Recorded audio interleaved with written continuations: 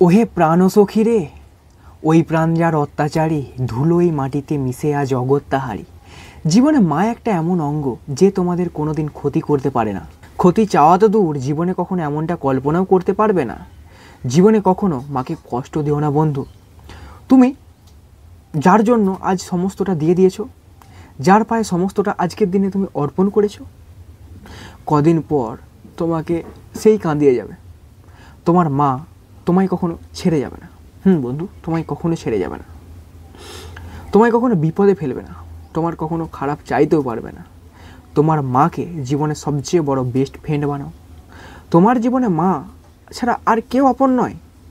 মা অনেক রকমের হয়, তবে ভালো মা হওয়ার জন্য একটা যোগ্যতা থাকতে হয়। একজন ভালো মা পৃথিবীর সমস্ত কিছু পাইয়ে দিতে সক্ষম। মায়ের আশীর্বাদ যদি সঙ্গে থাকে, পৃথিবীর কোনো কিছুই তোমার ক্ষতি করতে পারবে না।